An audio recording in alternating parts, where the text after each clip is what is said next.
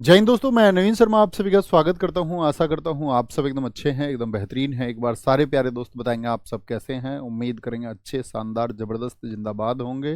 अभिलाषा कुमारी, समीक्षा साक्य, रीशु, राहुल, विनय, राम लखन, नितिन, प्रेमा, मोहम्मद मकसूद, निकिता, विवेक, दीपक, शिवानी, ऋषिकेश, सारे प्यारे साथियों का बहुत सारा स्वागत है। और दोस्त, आज हम एक नया टॉपिक शुरू कर रहे हैं जिसका नाम है मंदिर और घराने।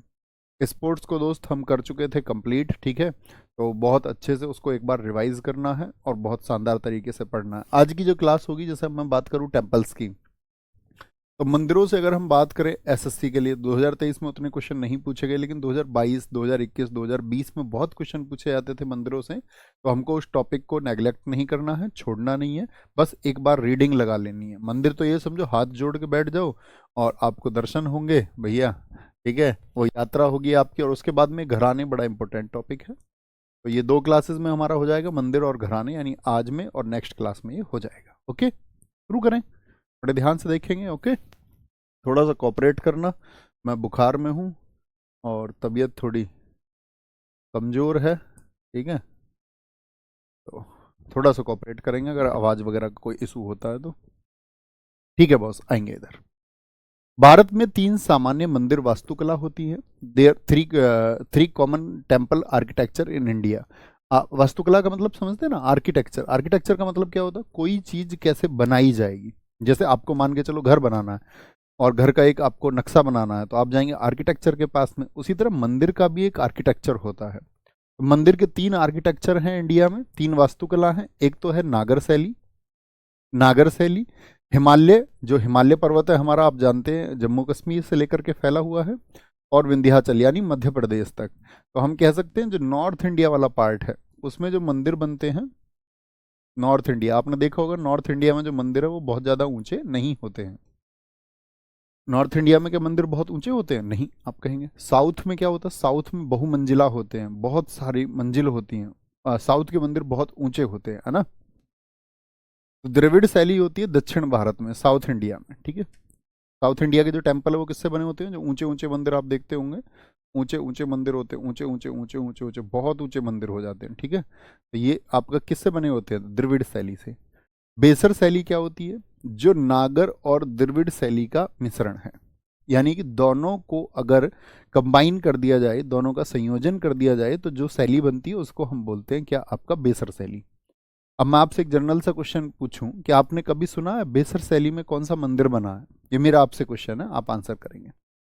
बेसर शैली में कौन सा मंदिर बना है, ये आपको आंसर करना है।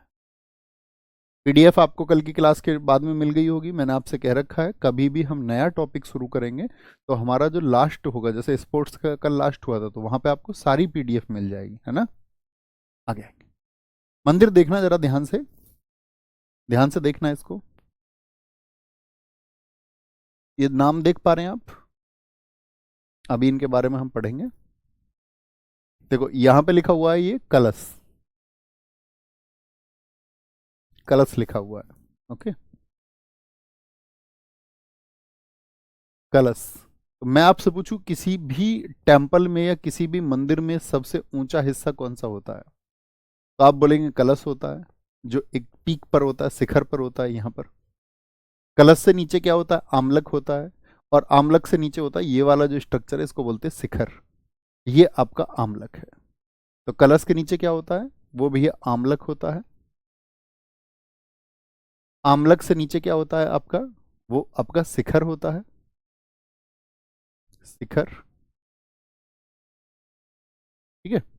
अच्छा, ये तो हुआ आपका जो मंदिर का ऊंचा पार्ट है। यहां देखिए नीचे क्या लिखा हुआ? गर्भगृह। जैसे आप अक्सर भी सुनते होंगे कि गर्भगृह के द्वार खोल दिए गए। गर्भगृह से मतलब होता है जहां पर देवता की प्रतिमा रखी जाती है। इस वाले हिस्से में जो मेन पार्ट होता है टेम्पल का, वो होता है गर्भगृह। यहाँ पे देवता की मूर्ति रखी जाती है, ठीक है। और अंदर ये प्रवेश द्वार होता है। लास्ट में कहाँ पे आते हैं दर्शन के लिए? यहाँ पर। तो गर्भगृह में होती है देवता की मूर्ति। ओके, अब गर्भगृह तक कैसे गुजरेंगे? तो पहले आता है अर्धमंडप, जो थोड़ा नीचा होता है, और उससे ऊपर होता है मंडप, ठीक है। अर्धमंडप से होते हुए मंडप जाते हैं। तो पहले क्या होता है? पहले अर्धमंडप होता है, अर्धमंडप होता है, मुझे लिखने में भी ऐसे बॉडी सिविर हो रही है, मतलब कांप रहा हाथ थोड़ा। मंडप, मंडप मंडप मंडप। अर्ध मंडप से गुजर के कहाँ पहुंचते हैं? मंडप पे पहुंचते हैं। मंडप से होकर रास्ता जाता है कहाँ पे? आपका गर्भगृह पर। और गर्भगृह पे जो ऊंचाई है उसमें पहले शिखर, फिर आमलक, और सबसे ऊपर क्या होता है? कलश होता है। इतनी सी बात क्लियर है? इतनी सी बात क्लियर है? बात बताएंगे। छोटी सी बात थी मंदिर स्ट्रक्चर को लेकर के, जी भी याद रखेंगे इसको। नेक्स्ट, अब आते हैं जो हमने पार्ट्स पढ़े। गर्भगृह, गर्भगृह क्या होता है? मंदिर का सबसे भीतरी भाग होता है, या कि innermost part of the temple, जहां देवता की मूर्ति रखी जाती है, where the ideal of deity is kept. Deity मतलब जो पूजनीय है। महामंडप क्या होता है? मंदिर का सबसे बड़ा भाग होता है। देखिए, महामंडप जो है कितना बड़ा पार्ट है? मंदिर का सबसे बड़ा भाग है, क्योंकि इसमें तो कई पार्ट हो गए। आप कहेंगे भैया सबसे बड़ा तो हमें ये दिख रहा है, लेकिन इसमें तो कई पार्ट हैं। कलश, आमलक और शिखर, तो इतना बचा ये नीचे गर्भगृह। गर्भगृह कितना? इतना। तो गर्भगृह से ज्यादा बड़ा कौन है? आपका मंडप है। तो पूछे मंदिर का सबसे बड़ा पार्ट कौन सा होता है? तो आप बोलेंगे महामंडप होता है। अंतराल किसको बोलते हैं? अंतराल होता है गर्भगृह और मंडप के बीच छोटा सा उपकक्ष। गर्भगृह और मंडप के बीच में। तो गर्भगृह कहाँ पर है? यहाँ पर। और मंडप, इसके बीच में जो छोटा सा कक्ष होता है एंट्रेंस का, जिससे आप एंटर करते हैं, इसको बोलते हैं अंतराल। क्या बोलते हैं? अंतराल बोलते हैं।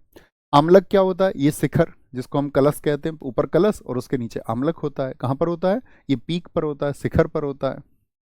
गोपुरम, विशाल प्रवेश द्वार स्तंभ द्रविड़ शैली में होता है। द्रविड़ शैली में गोपुरम क्या होता है? जो किसी भी मंदिर का आपका प्रवेश द्वार होगा।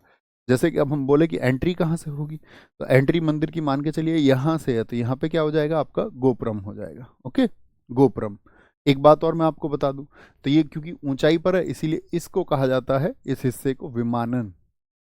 विमान, विमान किसको बोलते हैं? एरोप्लेन को। एरोप्लेन ऊपर उड़ता है, तो विमानन हिस्सा जो होता है वो सबसे ऊपर होता है, उस हिस्से को हम बोलते हैं विमानन। यहाँ पे क्या होता है? गोपुरम होता है, एंट्रेंस होता है। विमान, मंदिर की मुख्य मीनार का रूप, यानी कि मीनार का मतलब होता है जो मेन टावर है। मेन टावर का मतलब क्या हो गया? जो सबसे ऊंचाई पर है। बात क्लियर है? ये सारे समझ में आए? सबसे ऊंचा जो गोपुरम है वो आपका रंगनाथ स्वामी मंदिर है, एक तमिलनाडु। अब मंदिरों से क्वेश्चन कैसे पूछे जाएंगे? तो किसी भी मंदिर का नाम दे देता है आपको और बोलता है कि वो मंदिर किस राज्य में है। 4 स्टेट दे देगा बच्चों आपको ऑप्शन में, ठीक है? हाँ हाँ बिल्कुल ठीक है, 4 ऑप्शन दे देगा और पूछेगा किस राज्य में स्थित है, किस राज्य में स्थित है। ठीक है, कोई दिक्कत? बहुत बढ़िया, बहुत बढ़िया।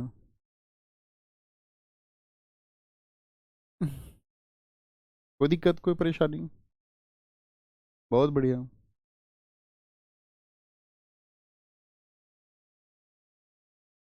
बहुत बढ़िया। यहाँ पर देखेंगे, कोई दिक्कत, कोई परेशानी? यहाँ पर आएंगे, शुरू करें। सबसे पहले हम नॉर्थ इंडिया के टेम्पल्स पढ़ेंगे। हाथ जोड़ के बैठ जाओ भैया, हाथ जोड़ लो, मंदिर देखने को मिल रहे हैं तुमको। तो सबसे पहले हम नॉर्थ इंडिया के टेम्पल पढ़ेंगे, फिर साउथ इंडिया के।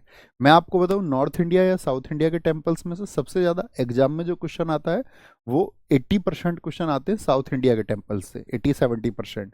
बाकी आते हैं नॉर्थ इंडिया से। तो ज़्यादा इंपॉर्टेंट कौन से? साउथ इंडिया के। तो एक बार रीडिंग लगाएंगे हम नॉर्थ इंडिया की, बस देखते हुए चलेंगे, देखते हुए चलेंगे, है ना?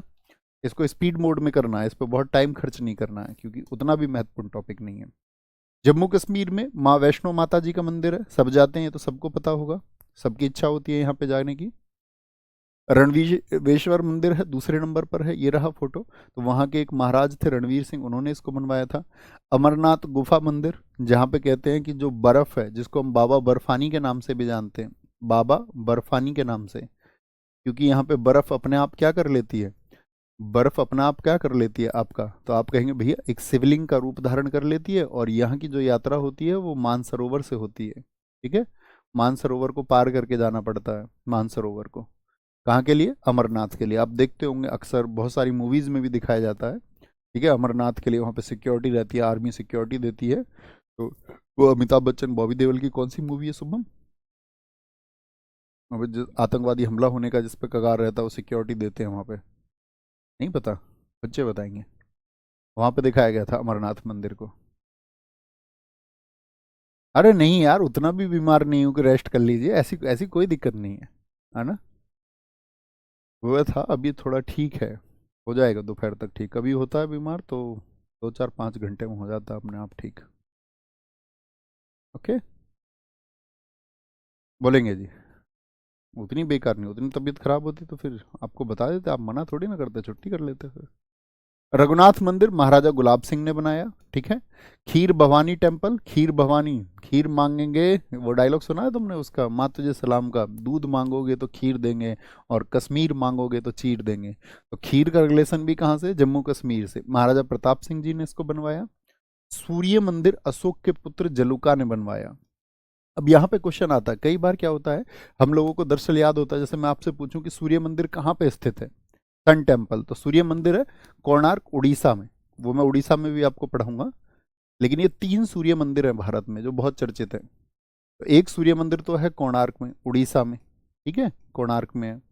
और एक सूर्य मंदिर है आपका, एक सूर्य मंदिर है मोढेरा में। मोढेरा का मतलब गुजरात में भी है, गुजरात में भी है एक आपका। और तीसरा सूर्य मंदिर जो भारत का चर्चित है वो कहाँ पर है? वो जम्मू कश्मीर में है। कहाँ पे है? जम्मू एंड कश्मीर में। 3 सूर्य मंदिर हैं। तो ऐसे पूछेगा आपका, अशोक के पुत्र जलुका ने जो सूर्य मंदिर का निर्माण कराया वह कहाँ पर है? तो आप कहें जम्मू कश्मीर। आपसे पूछ ले मोढेरा का सूर्य मंदिर कहाँ पर है? तो आप कहें गुजरात। और पूछे कोणार्क सूर्य मंदिर कहाँ पर है? तो आप कहेंगे कि उड़ीसा में है। जैसे आपने देखा भी होगा, मुझे बताओ, और जो कोणार्क का सूर्य मंदिर है वो कितने रुपए के नोट पर है? वो कितने रुपए के नोट पर है, जरा बताएंगे? भैया अब तुम्हारे हवाले वतन साथियों में है वो। बहुत बढ़िया, एकदम ठीक बताया, अब तुम्हारे हवाले वतन साथियों में दिखाया गया है। बहुत बढ़िया। अरे वाह वाह, तुम बहुत मूवी देखते हो। कोई दिक्कत, कोई परेशानी? भैया एमसीक्यू भी साथ में करवाते नहीं दोस्त, फिर तो बहुत लंबा सेशन हो जाता है। एमसीक्यू के लिए 16 दिसंबर से शुरू कर रहे हैं ना, है ना? यहाँ देखेंगे लद्दाख में क्या दिखाया बच्चे ने, ऊपर कुछ मेडल्स के लिए लिख रखा था, ऊपर दिखाएं, ऊपर कुछ लिख रखा था भैया, ऊपर दिखाए, ऊपर, अरे नहीं ऊपर गया ना वो। भैया आपने ओलंपिक में 3+3 मेडल बताए 2012 में, लेकिन गूगल 4+2 दिखा रहा है। हाँ, वो गूगल 4+2 इसलिए दिखाता है बच्चों, क्योंकि जो योगेश्वर दत्त थे ना, पहले उनको कांस्य पदक मिला था, लेकिन जिनसे उनकी फाइट थी वो डोप टेस्ट में फंस गए। डोप टेस्ट क्या होता है? डोप टेस्ट में क्या होता है, खिलाड़ी का ब्लड सैंपल रखा जाता है, और उस ब्लड सैंपल की जांच वर्षों तक होती है कि भाई ऐसा तो नहीं है कि बाद उस टाइम पे मान के चलो उन्होंने कोई अपना कुछ सिस्टम बिठा लिया हो, कोई उनकी उस समय पे जान पहचान हो, तो उस ब्लड सैंपल को वर्षों तक रखा जाता है, उसकी जांच होती रहती है कि कहीं इनके करीबी लोगों की वजह से तो ये नहीं बच गए। तो बाद में पता चला जिससे योगेश्वर दत्त की फाइट हुई थी वो डोप टेस्ट में फंस गया, तो योगेश्वर दत्त जी का जो मेडल था ना ब्रॉन्ज, वो सिल्वर हो गया था बाद में। तो इसलिए गूगल उसको अपडेट नहीं, कई जगह पर अपडेट है, कई जगह अपडेट नहीं है, इसलिए 4+2 दिखाता है, लेकिन सही क्या है? 3+3 है। कोणार्क भैया 10 रुपए के नोट पर है। बहुत बढ़िया, बहुत बढ़िया, बहुत शानदार। कुछ बच्चे 50 लिख रहे हैं, बुद्धू तुम सुधर जाओ। लद्दाख में अलसी चौक खोर है, ठीक है। लद्दाख में कौन सा टेम्पल है? अस्सी चौक खोर। हिमाचल प्रदेश में माँ चिंतपूर्णा टेम्पल, पहला फोटो लगा हुआ है। ज्वालामुखी मंदिर कहाँ पर है? इंपोर्टेंट है, इंपोर्टेंट मार्क करते चलना जब मैं बताऊँ। हिमाचल प्रदेश में है। हनुमान जाखू मंदिर कहाँ पे है? ये रहा आपका। संकट मोचन मंदिर और हिडिंबा। हिडिंबा जानते हो, महाभारत में आपने पढ़ा होगा कभी हिडिंबा को। कौन थी हिडिंबा? भीम की पत्नी थी हिडिंबा, जिससे घटोत्कच का जन्म हुआ था, है ना? तो सबसे इंपॉर्टेंट है ज्वालामुखी मंदिर, और यही वो मंदिर है, आपको याद होगा कि जब आपका भारत में 17 आक्रमण किसने किए थे, मैं आपसे पूछूं, तो आप कहेंगे गजनवी ने किए थे भैया। तो गजनवी ने के ही एक आक्रमण में आता है कि उसने ज्वालामुखी मंदिर को तोड़ दिया था, तो वो यही ज्वालामुखी मंदिर है जो कि आपका हिमाचल प्रदेश का है। ओके, हिमाचल प्रदेश का है। कोई दिक्कत? तो ज्वालामुखी मंदिर नहीं भूलेंगे, नहीं भूलेंगे भैया। फिर आते हैं उत्तराखंड के, उत्तराखंड के टेम्पल। उत्तराखंड में बहुत चर्चित टेम्पल है और पर्यटन स्थल भी बहुत ज़्यादा है, टूरिज्म को बहुत बढ़ावा देते हैं। आप अक्सर देखोगे देश में बहुत लोग घूमने जाते रहते हैं, है ना? उत्तराखंड में बद्रीनाथ टेम्पल है, ये रहा आपका बद्रीनाथ, ठीक है, जो भारत के साथ ही 4 धाम में से एक धाम भी है। केदारनाथ टेम्पल सब जानते हैं, यहाँ पे बाढ़ आई थी आपका, इस ईयर में आई थी बाढ़ बताओ, जब आपका मंदिर छोड़ के बाकी सब कुछ आसपास तहस नहस हो गया था, ठीक है। तो क्या बोलेंगे, यहीं से स्वर्ग का रास्ता ढूंढा था पांडवों ने, केदारनाथ मंदिर से। तुरकंडा देवी मंदिर है, कहाँ पे है? उत्तराखंड में। आप भी उत्तराखंड घूमने जाएं तो ये देख के आना। मनसा देवी टेम्पल है, देवी के टेम्पल यहीं पे है। नंदा देवी टेम्पल है, और फिर आपका ये कौन सा है? ये नैना देवी टेम्पल है। तो मनसा, नंदा देवी और आपका नैना देवी, तो देवी के टेम्पल भी कहाँ पे? उत्तराखंड में है। कहाँ पे? उत्तराखंड में है। ओके, उत्तराखंड में। भारत के 4 धाम, जैसे हमने अभी नाम लिया कि बद्रीनाथ भारत का एक धाम है, आप लोगों को पता होना चाहिए, हमारे हिंदुस्तान में एक हुए जिन्होंने अद्वैतवाद नामक दर्शन दिया। अद्वैतवाद अभी आप समझते नहीं होंगे, बहुत कम बच्चे समझते होंगे, कि उन्होंने बताया कि आत्मा और परमात्मा अलग अलग नहीं है। ए माने ना, द्वैत माने दो, तो हम चीज़ों को दो नहीं गिनेंगे, सिर्फ एक गिनेंगे। आत्मा और परमात्मा एक ही है। तो 8 साल के थे वो। आदि गुरु शंकराचार्य, उनका जन्म कहाँ पे हुआ था? केरल में हुआ था, कलाडी में हुआ था। और 8 साल की अवस्था में उन्होंने अपने घर को छोड़ दिया। घर को छोड़ दिया तो ऐसे बहाना भी ढूंढा कि मगरमच्छ के आपका पैर फंसा हुआ था, और उनकी माँ जो बचाने के लिए उनसे बोल रही थी तुम बाहर आ जाओ। उन्होंने कहा नहीं माँ, मुझे पहले तो इस बात के लिए वचन दो कि मैं भारत भ्रमण पर निकलूंगा और तुम मुझे नहीं रोकोगी। तो उनकी माँ ने कहा दिया ठीक है। 8 साल की अवस्था में वो घर छोड़ के चले गए। और उस समय पर आप याद रख लेना कि हिंदुस्तान में क्या था, आप जानती हैं, बौद्ध धर्म और जैन धर्म का एक बोलबाला हुआ। जब गौतम बुद्ध जी की आपका प्रसिद्धि बहुत फैली हमारे देश में, आप इतिहास में पढ़ते होंगे, तो बहुत सारे लोगों ने किधर अपना मुख कर लिया? बौद्ध धर्म की तरफ। जैन धर्म उसके बाद में पॉपुलर हुआ तो जैन धर्म की तरफ भी लोग गए। तो उन्हें लगा कि जो सनातन व्यवस्था है, जो हिंदुत्व है, उसको नुकसान पहुंच रहा है। तो आदि गुरु शंकराचार्य ने वो मैसेज लोगों को दिया, जा जाके पूरे देश में वो घूमे। आप समझिए, कुल 8 साल में घर छोड़ा, छोटे बच्चे थे, और 32 साल की उम्र में तो उनका देहांत हो गया। 32 साल में तो वो एक्सपायर हो गए। और इतने में ही उन्होंने पूरे देश को एक सनातन व्यवस्था में परोने के लिए 4 धामों की स्थापना की। वही 4 धाम बहुत चर्चित हैं और भारत के चारों हिस्से में हैं। 4 हिस्से से मतलब क्या होता है, आप देख सकते हैं कि प्रत्येक हिस्से में उन्होंने भारत के प्रत्येक हिस्से में उन्होंने साथी आपका स्थापना की। किसकी? आपका स्थापना की है उन्होंने। स्थापना की, आप कहेंगे भैया किसकी स्थापना की उन्होंने? तो उन्होंने जो स्थापना की है आपका, वो की है, देखेंगे किसके? आदिगुरु शंकराचार्य ने 4 धाम अद्वैतवाद दर्शन दिया। जन्म इनका कलाडी केरल में हुआ था। तो एक तो उत्तर में बनाया, उत्तराखंड में, उत्तराखंड में, ठीक है। और इधर आपका इधर बनाया उड़ीसा में, उड़ीसा में। इधर बनाया आपका गुजरात में, समुद्र में है, बिल्कुल समुद्र में है, गुजरात में, ठीक है। और इधर कहाँ बनाया आपका? वो तमिलनाडु में। तो आप देख रहे हैं चारों हिस्से में, ये नॉर्थ में हो गया, ये आपका ईस्ट में हो गया, ये वेस्ट में हो गया, और ये साउथ में हो गया। तो 4 हिस्से में बनाए। तो बद्रीनाथ जो है वो उत्तराखंड में है, वहां पर एक मठ है, उसको बोलते हैं ज्योतिर्मठ। अभी अगर आपने देखा हो, कुछ दिन पहले एक खबर आई थी, बहुत ज्यादा चर्चित रही थी, कि जोशी मठ जो है वो खिसक रहा है। मतलब जमीनों में दरार आ गई। इंडस्ट्रियलाइजेशन हमने इतना कर दिया अपनी जगहों पे कि हमने वहाँ पे व्यापार शुरू कर दिए, बहुत होटल बनाए, बहुत पत्थर हमने खोदे, सड़कें बनाई। तो वहाँ पे क्या हुआ? जोशी मठ, जोशी मठ का मतलब है ज्योतिर्मठ, ज्योतिर्मठ को ही हम जोशी मठ कहते हैं। तो वो जोशी मठ जो है वो खिसक रहा है, सुना था आपने? ठीक है। पूरी उड़ीसा में है। उड़ीसा का मतलब कहाँ हो गया आपका? ईस्ट की तरफ, वहाँ पे गोवर्धन मठ है, ठीक है। द्वारका गुजरात में शारदा मठ उन्होंने बनाया आदिगुरु शंकराचार्य ने। और रामेश्वरम तमिलनाडु में वेदांत मठ बनाया। तो कई बार तो आएगा प्रश्न सिर्फ आपका मंदिर से, तो कई बार मठ भी पूछ लेता है, पूछ लेगा शारदा मठ कहाँ पे है, तो आप कहेंगे द्वारका गुजरात में है, ठीक है। बहुत बढ़िया जी बबीता जी, एकदम ठीक आंसर आपने आया। भैया 2013 में बाढ़ आई थी वहां पर केदारनाथ में, हाँ जी एकदम ठीक है। सर मैंने गुनाहों का देवता उपन्यास पढ़ा, माफ़ी मांगना चाहूँगा। मैंने आपने कहा था सिलेक्शन के बाद पढ़ना। अच्छी बात है, पढ़ लिया तो पढ़ लिया। वो तो मैं इसलिए कहता हूँ कि कहीं आप अपना सिलेक्शन ना खो दे, है ना। अच्छी बात है, साहित्य पढ़ना चाहिए सबको। रोए होगे फिर तुम बैठ के, गुनाहों का देवता तुमने पढ़ी होगी तो, ठीक है। बहुत बढ़िया। अब आते हैं ज्योतिर्लिंगों पर। ज्योतिर्लिंग समझते हैं आप? ज्योतिर्लिंग आपने देखे हैं? भगवान शिव जी का जो क्या होता है, लिंग होता है, लिंग, ठीक है। अब ये दरअसल में अब हम बात करें तो कितने ज्योतिर्लिंग है? पहले तो क्वेश्चन ये बनेगा, हिंदुस्तान में कितने ज्योतिर्लिंग है भगवान शिव जी के? तो आप कहेंगे 12 ज्योतिर्लिंग हैं। कितने हैं? 12 ज्योतिर्लिंग है। और सारे ज्योतिर्लिंग से क्वेश्चन पूछा जाता है, मोस्ट इंपोर्टेंट है। कितने ज्योतिर्लिंग है भारत में बताएं सारे दोस्त फटाफट से? 12। ये क्वेश्चन पूछा जाता है। धाम कितने हैं? धाम जो आदिगुरु शंकराचार्य ने स्थापित करे वो 4 हैं। ऐसे ही आपसे पूछ लेगा शक्तिपीठ कितनी है हिंदुस्तान में? शक्तिपीठ, शक्तिपीठ है 51। धाम तो समझ गए ना? धाम 4 किसने बनाए? आदिगुरु शंकराचार्य ने। भैया शक्तिपीठ क्या है? शक्तिपीठ दरअसल में आप लोगों को पता होना चाहिए, पार्वती से पहले भगवान शिव जी की पत्नी कौन थी? तो आप कहेंगे भैया वो सती थी, माता सती थी। तो माता सती और भगवान शिव पति पत्नी थे। माता सती के जो पिता थे उन्होंने एक बार यज्ञ का आयोजन किया। यज्ञ का आयोजन किया तो उन्होंने भगवान शिव जी को नहीं बुलाया। भगवान शिव जी को उन्होंने क्यों नहीं बुलाया, इसका कारण ये था कि एक बार एक सभा में सभी देवता, उनके माता सती का जो पिता थे उनका सम्मान था, सभी लोग खड़े हुए, भगवान शिव खड़े नहीं हुए। तो उन्होंने लगा भगवान शिव तो मेरा अनादर करते हैं, मतलब मेरा दामाद ही मेरा अनादर करता है। तो उन्होंने क्या किया कि एक यज्ञ का आयोजन किया और भगवान शिव जी को न्योता नहीं दिया, उनको नीचा दिखाने के लिए। तो ये बात जब माता सती को पता चली तो वो पहुंच गई वहीं हवन में, और उन्होंने भला बुरा कहा अपने पिता को कि भाई तुमने मेरे पति को क्यों नहीं बुलाया, और कह के हवन कुंड में कूद गई। भगवान शिव जी को गुस्सा आया और माता सती को वो वहां पे आए और उस हवन कुंड से निकाल के गुस्से में, क्रोध में पूरी पृथ्वी का चक्कर उन्होंने लगाया।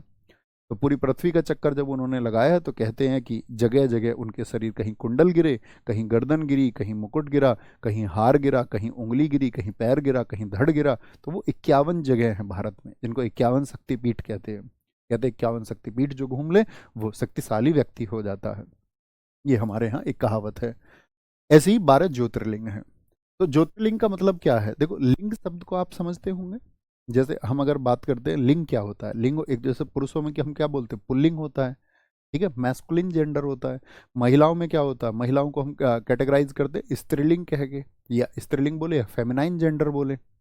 अब लिंग का मतलब ही क्या है आपका, तो लिंग पे हम लोग, आप जानते हैं कि यहाँ पे अगर हम जनरली बात करें तो लिंग क्या है, एक प्रतीक है भगवान शिव का। क्योंकि हमारे यहाँ, हमारे धर्म में क्या है, प्रतीक है हर एक चीज के लिए, उसको विशेष अर्थ ऐसे नहीं होता, एक प्रतीक दर्शाया जाता है कि भाई ये शिवलिंग है, और शिवलिंग पे क्या चढ़ाया जाता है, दूध चढ़ाया जाता है या आपका कहीं पे तेल चढ़ाया जाता है।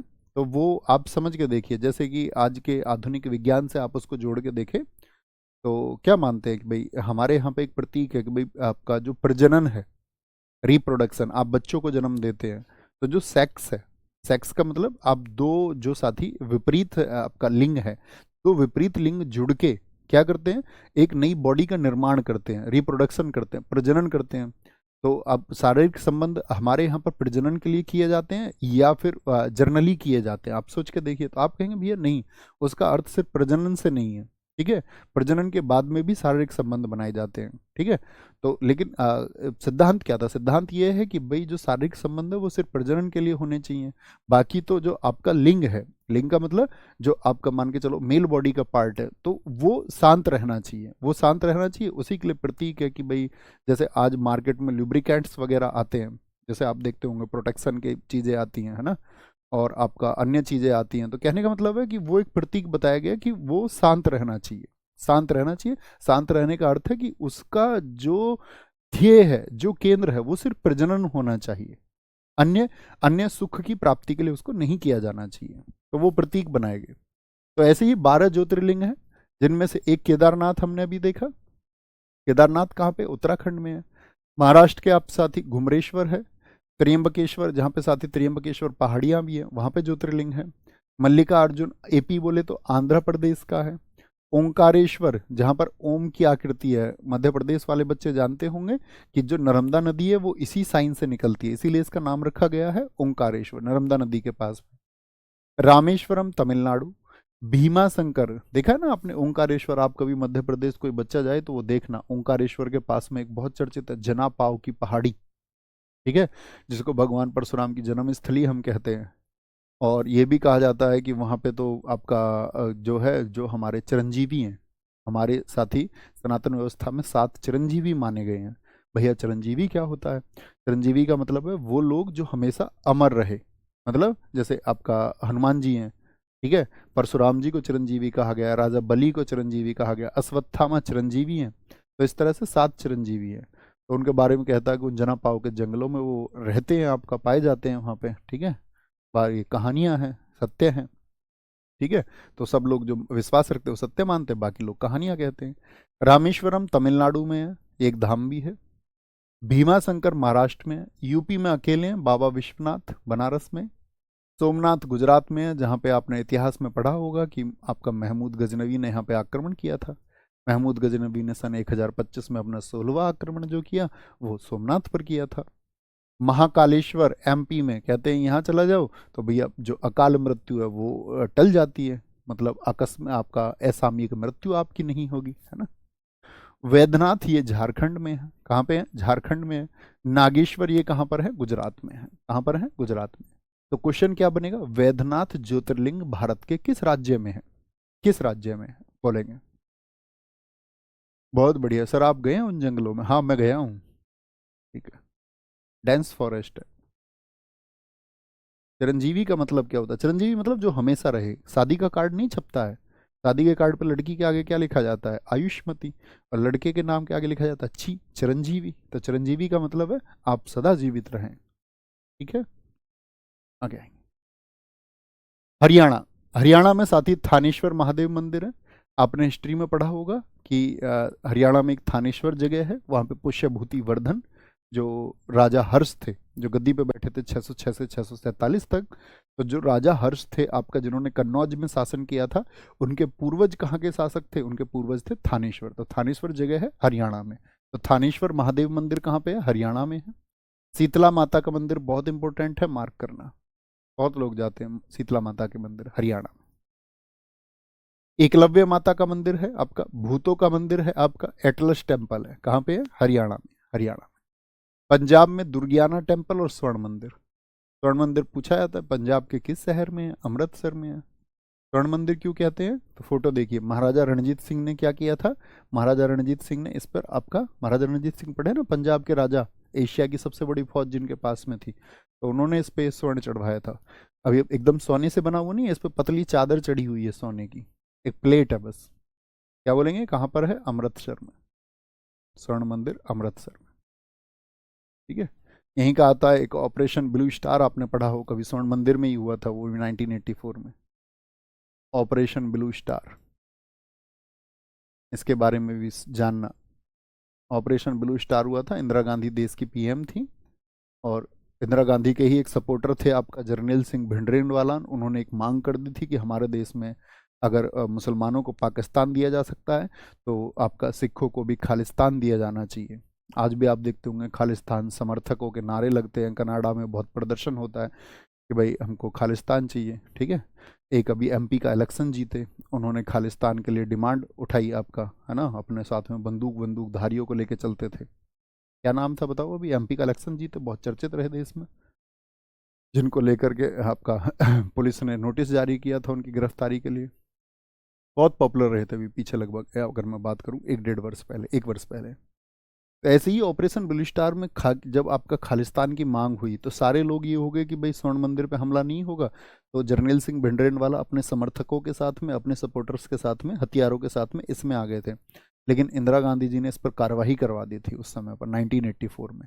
तो कहते हैं उसको, उसके बाद में दिल्ली के दंगे भी हुए थे, जिनको दिल्ली के सिख दंगे कहा जाता है। ठीक है, तो 1984 में क्या हुआ था आपका? ऑपरेशन ब्लू स्टार हुआ था। ठीक है, बहुत बढ़िया, मैं गया हूँ सर स्वर्ण मंदिर, अच्छी बात है। स्वर्ण मंदिर समझ गए ना, गोल्डन टेम्पल। आगे आएंगे, राजस्थान। बोलेंगे भाई फटाफट से। भैया अमृतपाल सिंह नाम है उनका। हाँ जी, एकदम ठीक नाम आपने बताया, अमृतपाल सिंह, अमृतपाल सिंह नाम है। Very good, very good. Eknath Shinde बता रहा है एक तो मूर्ख।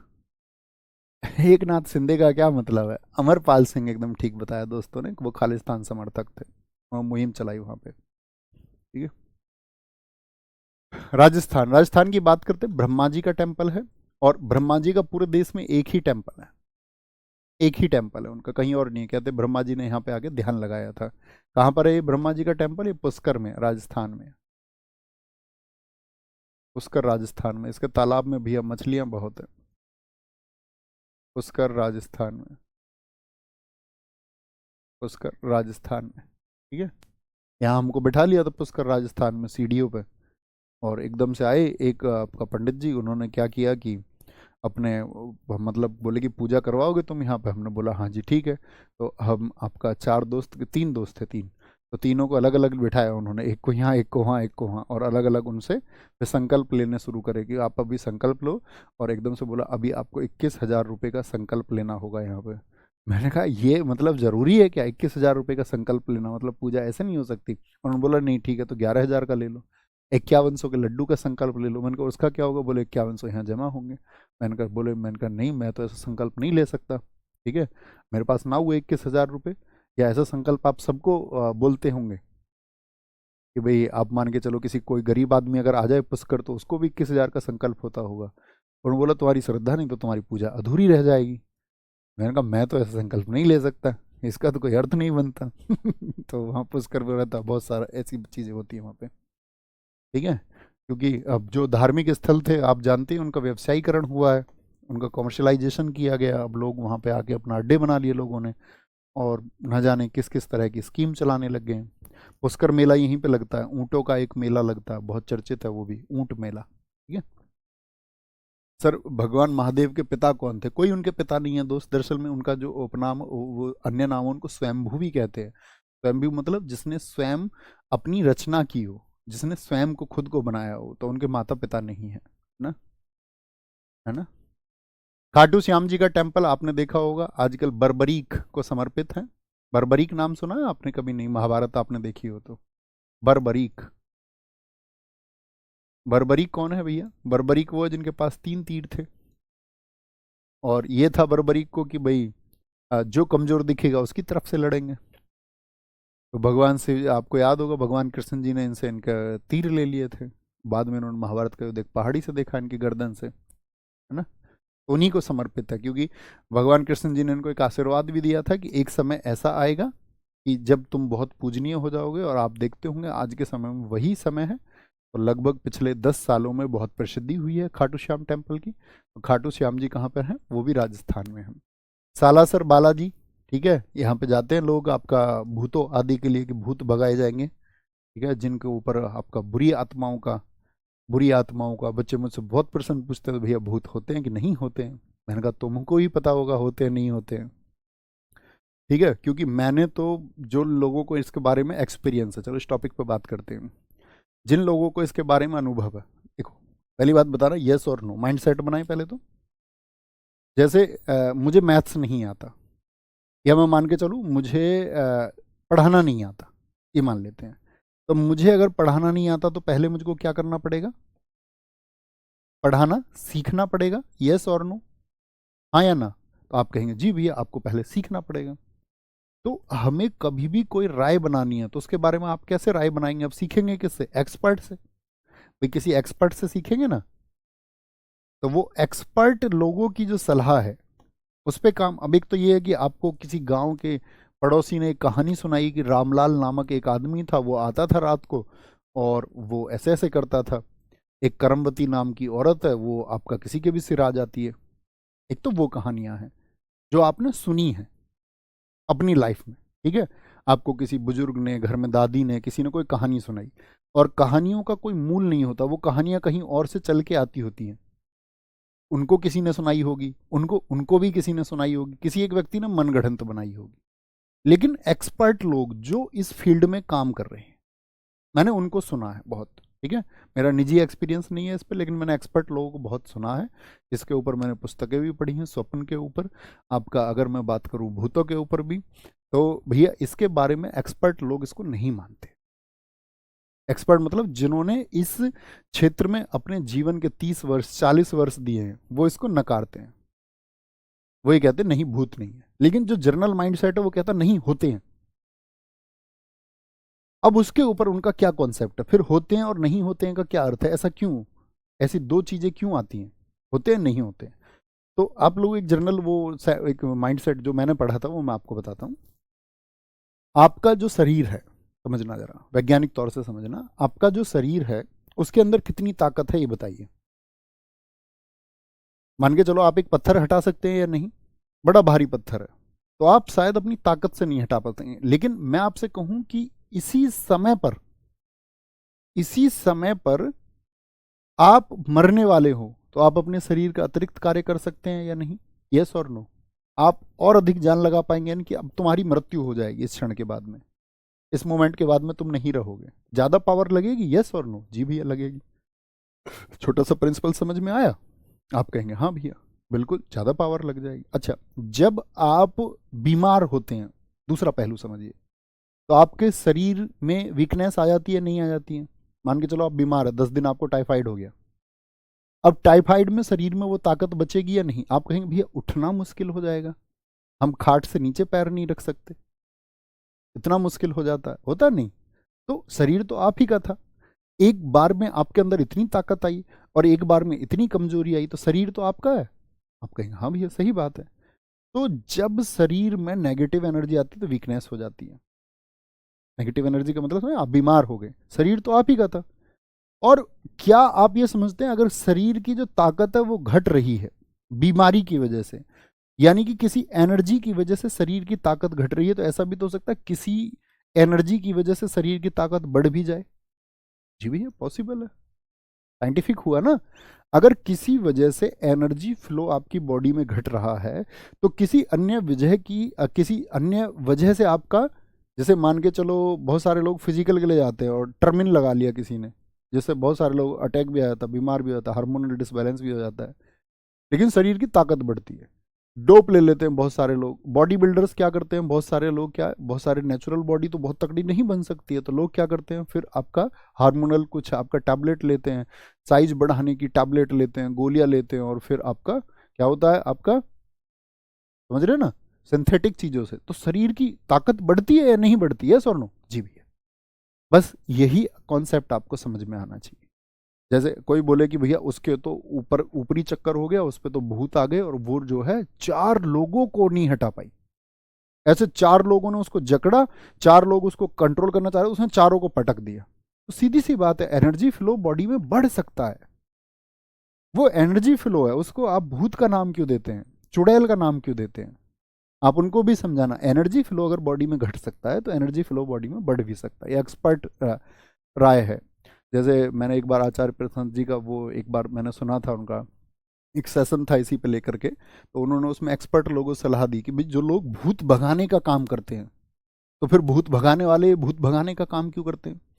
तो उसमें 2 लोग थे, उन्होंने कहा जी हम एक सेंटर चला रहे हैं बहुत दिनों से भूत भगाने का। तो उन्होंने कहा सच में भूत होते हैं, तुम अगर भगाते हो तो तुम्हारे पास तो फिर तो तुम देख पाते हो कि भूत हैं। उन्होंने कहा नहीं, हमें ये पता है कि भूत नहीं होते हैं, लेकिन इस बात को हम लोगों को बता देना कि भूत नहीं होते तो हमारा व्यवसाय नहीं चलेगा। तो उन्होंने बोला फिर क्या होते हैं, तो उन्होंने बोला कि हमने बहुत बार देखा है, एक स्त्री हमारे पास आई कि उसको घर वाले उसके लेके आए कि इस पे जो है भैया ऊपरी चक्कर हो गया है और भूत है इसके ऊपर। तो उस महिला को कहते हैं कि हमने बिठाया और हमने उस महिला से पूछा कि देखो हम जानते हैं भूत वूत नहीं होते हैं, हम एक्सपर्ट हैं और इसी फील्ड में हम 30 साल से काम कर रहे हैं, सच सच बताओ परेशानी क्या है। तो उस महिला ने कहा कि जब मेरी शादी हुई है, जो मेरी शादी का सामान है, मेरी वॉशिंग मशीन है, उसमें भी गेहूं भर के रखे हुए हैं मेरे ससुराल वालों ने, और मेरा पति रात को कभी 11 बजे आता है, 12 बजे 1 बजे शराब पी के आता है, मुझे पिटाई करता है, और सुबह सुबह ये सारे लोग मुझे ताने देते हैं और सुबह सुबह मुझे उठा देते हैं। तो उसने कहा 8 9 10 महीने से मेरी नींद पूरी नहीं हुई है, मतलब कभी 2 घंटे कभी 4 घंटे, और घर में कलेश होता है। तो मैंने इसका सबसे अच्छा जो सहारा ढूंढा वो ये ढूंढा कि मेरे ऊपर जो है वो नेगेटिव एनर्जी है। तो उसने इस तरह के जो है फिर आडंबर करने एक्ट करने शुरू किए। तो उन्होंने कहा अच्छा तुमने ये बचने के लिए किया था, उसने कहा हाँ ठीक है। उन्होंने कहा हम इसका सॉल्यूशन निकालते हैं। तो उन्होंने कहा कि भाई अब एक काम करो, इसका तो बहुत गंभीर आत्मिक शक्तियों ने घेरा हुआ है, नकारात्मक ऊर्जा इसके चारों तरफ है, आप इसको 10 बजे के बाद जागने मत देना और सुबह 6 बजे से पहले इसको कोई उठाना मत, नहीं तो वो फिर आत्मिक शक्ति जो है वो और ज़्यादा फिर आपका मतलब तेज हो जाएंगी और ज़्यादा परेशान करेंगी। तो उन्होंने इस तरह से सॉल्यूशन निकाल लिया। तो उन्होंने हजारों उदाहरण बताए कि हम हजारों लोगों से मिले हैं और हमारा कंक्लूजन यही निकला है कि जो भी लोग इससे बीमार है वो सिर्फ या तो आपका उनके मन की कोई स्थिति ऐसी हो जाती है, ठीक है, जो साइंटिफिक है कि उसको लगने लगता है कि कुछ है मेरे आसपास, वो उसके मन की स्थिति होती है जिसकी वजह से वो महसूस करने लगता है। कई बार क्या होता है जो स्वास्थ्य ठीक नहीं होने, नींद पूरी ना होने की वजह से ऐसा महसूस होने लगता है। तो फिर कहने का मतलब है कि भैया इतनी कहानी हम क्यों सुनते हैं कि पड़ोस के लोगों को भूत आए, तो वो आपका मेंटल स्टेज है, वो ऐसा महसूस करते हैं, भूत नाम की कोई चीज़ नहीं है ना। तो ये मेरा अपना एक एक्सपीरियंस था जो मैंने आपसे साझा किया, ठीक है। बाकी होते नहीं होते वो तो जो पुरानी कहानियों के हिसाब से आपको मानना नहीं मानना वो आपका डिसीजन है, ठीक है। लेकिन कोई भी राय जीवन में बनाओ तो सोच समझ के बनाओ, विश्लेषण के साथ में राय बनाओ कि मैंने इस पर कुछ काम भी किया, बस किसी ने मुझसे कहा और मैंने मान लिया, इतना होगा, है ना। ये है। तो बहुत सारी चीजें हैं। सालासर बालाजी टेम्पल है, करणी माता का टेम्पल, देखो कितने सारे चूहे, यहाँ पे सफेद चूहे भी रहते हैं, ये देखो यहाँ पे वाइट, ठीक है, सफेद चूहे भी यहाँ पे रहते हैं, तो इसलिए इसको चूहों का मंदिर भी कहते हैं। करणी माता का टेम्पल बहुत पूछा जाता है, करणी माता का टेम्पल। उत्तर प्रदेश में अभी मैंने बताया एक ही ज्योतिर्लिंग है और वो है बाबा विश्वनाथ, बहुत इंपॉर्टेंट है। दशामेघ घाट मंदिर, रंगजी टेम्पल है आपका, ये रहा। और प्रेम मंदिर बहुत चर्चित है। प्रेम मंदिर कहाँ पे है? मथुरा में है। कहाँ पे है? मथुरा में है, जो कृपालु महाराज थे उन्होंने बनवाया। ठीक है, कृपालु महाराज जी के बहुत सारे फोटोज लगे हुए हैं इसमें प्रेम मंदिर में। ओके, कोई दिक्कत? बहुत बढ़िया। अनिरुद्ध जी कह रहे हैं सर मेरे आज कॉन्सेप्ट समझ में आया। हाँ जी, समझोगे तो आएगा ना, बाकी बुद्धू बने रहोगे तो कैसे समझ में आएगा?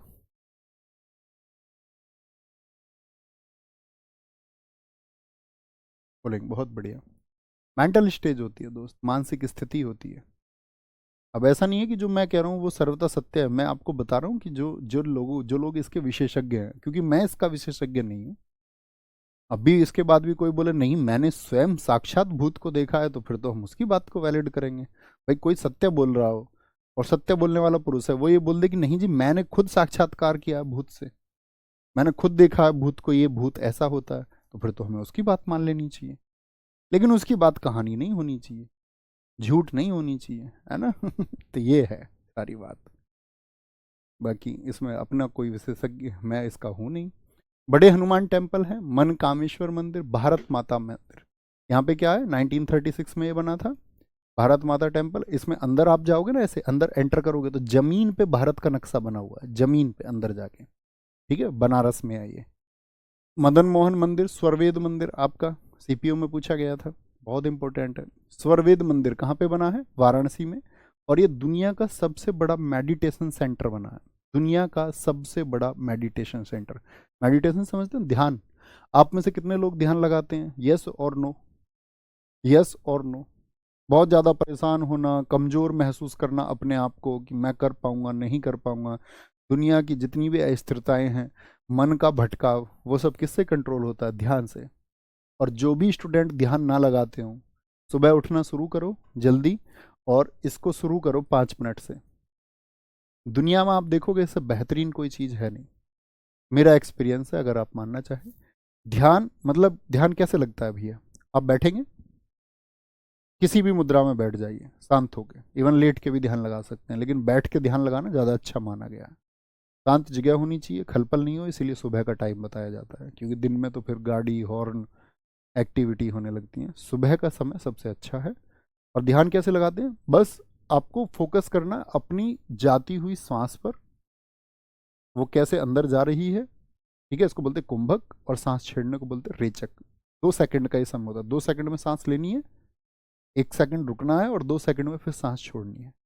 तो आप जब इसके धीरे धीरे अभ्यास करेंगे तो 2 सेकंड ये जाने के, 2 सेकंड आने के, आपको फिर ध्यान देना सिर्फ सांस पर। बहुत सारी चीज़ें आपके मन में आएंगी, ठीक है, कभी जंगल दिखेंगे, कभी अपने दोस्तों की कुछ कहानियां याद आएंगी, लेकिन जब तक आप इसका अभ्यास करते रहेंगे, शायद महीने 2 महीने 4 महीने 6 महीने, बहुत सारे लोगों को वर्षों लग जाते हैं ध्यान लगने में, आपको महसूस होगा आपका सांस आप नाभि तक महसूस कर पा रहे हैं, यहाँ पेट तक। लेकिन एक समय ऐसा आएगा कि आप अपने ध्यान को अंगूठे तक, पैर के अंगूठे तक भी महसूस कर पाएंगे। और जिस दिन वो स्टेज आएगी तो आप पाएंगे कि आपने सब कुछ पा लिया। तो सबसे ज़बरदस्त है।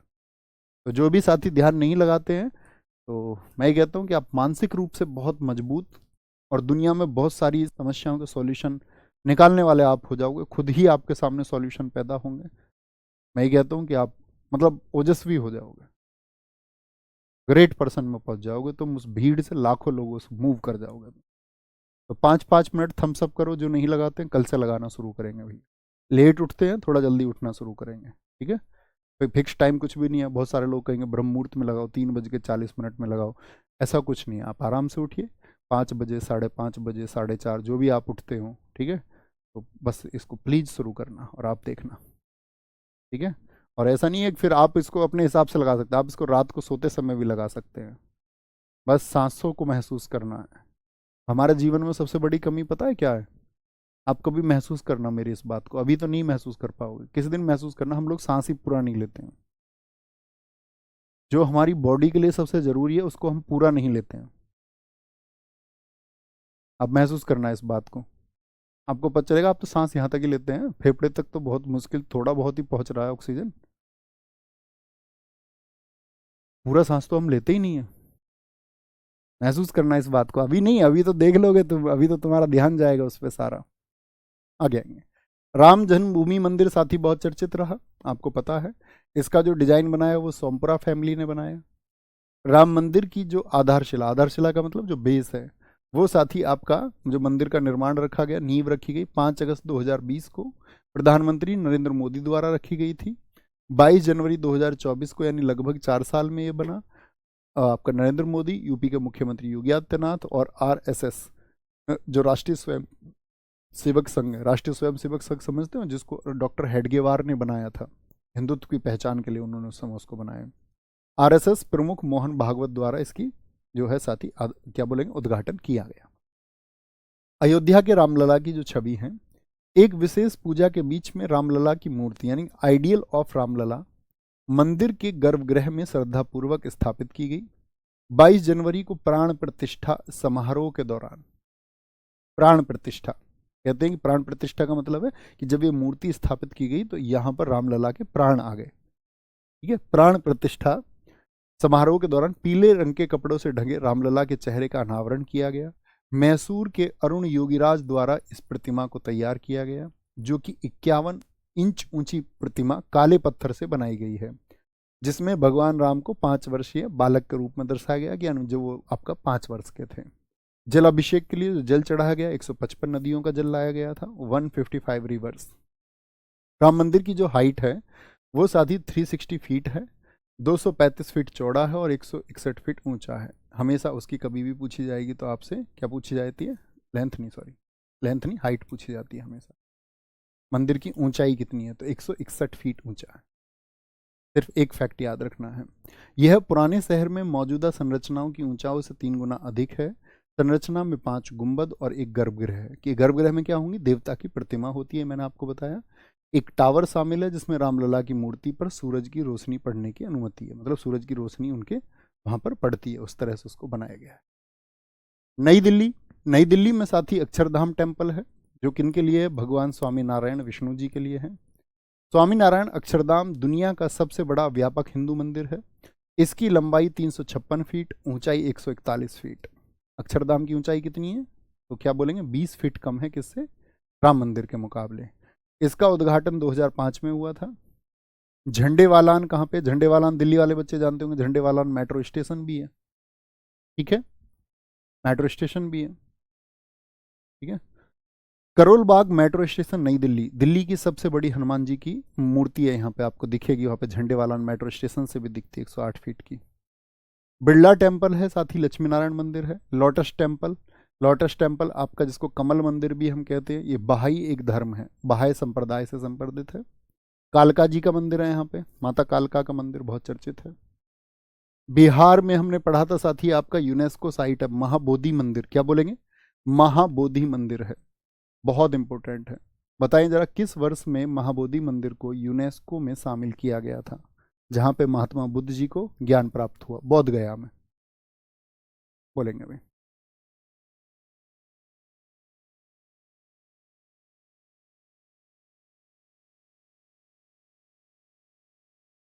बोलेंगे भाई, बहुत बढ़िया बहुत बढ़िया।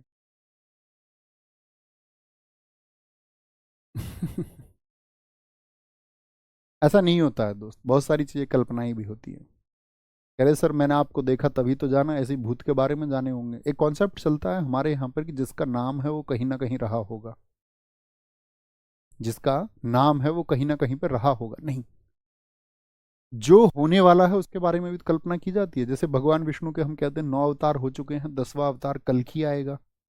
जब अधर्म बहुत ज्यादा बढ़ जाएगा तो एक नया कोई व्यक्ति जन्म लेगा जो कल की होगा, जो दुनिया को अधर्म से धर्म के रास्ते पर लेकर आएगा, सब कुछ नष्ट करके एक नई जनरेशन आएगी। हमेशा ऐसा होता आया है।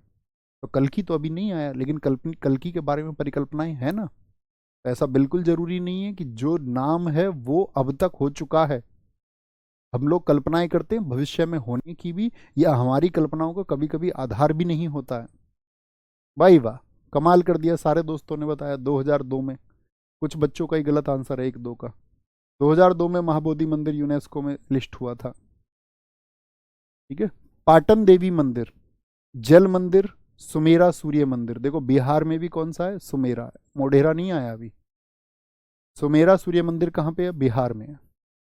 ये जब मैं तुमको प्रैक्टिस सेशन कराऊंगा ना 16 दिसंबर से, तुमसे पूछा करूंगा कि मैंने तुम्हें ये बताया था, बताओ फटाफट से, है ना। मध्य प्रदेश, ओंकारेश्वर मंदिर भगवान शिव से संबंधित है। ठीक है, ये क्या बताया था मैंने आपको? एक ज्योतिर्लिंग भी है। महाकालेश्वर टेम्पल, ये भी एक ज्योतिर्लिंग है। सास बहू टेम्पल साथी आपका, सास बहू टेम्पल। और 64 योगिनी मंदिर। बताओ भारत में ऐसा कौन सा स्ट्रक्चर आपने देखा है? पॉलिटी में देखा होगा आपने, तो क्या बोलोगे? भारत की जो भैया पार्लियामेंट थी, जो संसद थी, ठीक है, यह जो हमारा राष्ट्रपति भवन है, उसका डिजाइन कैसा था? ऐसा ही था या नहीं था? तो वो 64 योगिनी मंदिर से लिया गया था। अब तो बदल गया है, अब तो नई नई संसद आ गई है, अब तो नई पार्लियामेंट आ गई है ना। अब तो नई पार्लियामेंट है। छत्तीसगढ़ में दंतेश्वरी और माँ बमलेश्वरी दोनों बहुत इंपॉर्टेंट हैं। दंतेश्वरी टेम्पल कहाँ पर है? छत्तीसगढ़ में। 32 दांत होते हैं, 36 याद रख लेना। माँ बमलेश्वरी, क्या बोलेंगे? माँ बमलेश्वरी आपका सिरपुर तीर्थ मंदिर कहाँ के हैं? छत्तीसगढ़ के हैं। झारखंड में ये साथी एक आपका ज्योतिर्लिंग है, मैंने आपको बताया था, वैद्यनाथ एकमात्र ज्योतिर्लिंग है। नौलखा। अब देखो हल्दी घाटी मंदिर पूछ लेगा आपसे तो गलती कर देंगे बहुत सारे बच्चे बोलेंगे हल्दी घाटी का मैदान तो जो है वो भैया कहाँ पे है आपका? हरियाणा में है ना, ये बोल देंगे ना। तो हल्दी घाटी से ऐसे कुरुक्षेत्र बोल देंगे, कुरुक्षेत्र। कुरुक्षेत्र से आपसे पूछ लेगा तो कहाँ पे है आपका? हरियाणा में। तो हल्दी घाटी की अगर आपसे पूछेगा तो आप कहेंगे भैया कहाँ पे? टेम्पल झारखंड में है। उग्र तारा टेम्पल है, ये कहाँ पे है? झारखंड में है। ये साउथ के टेम्पल हैं, ओके। साउथ के टेम्पल यहाँ कल से शुरू करेंगे, साउथ के टेम्पल। और अगर मैं बात करूँगा तो तमिलनाडु के तो सबसे ज़्यादा पूछे जाते हैं, मोस्ट इंपोर्टेंट है, तमिलनाडु के सारे पढ़ने हैं।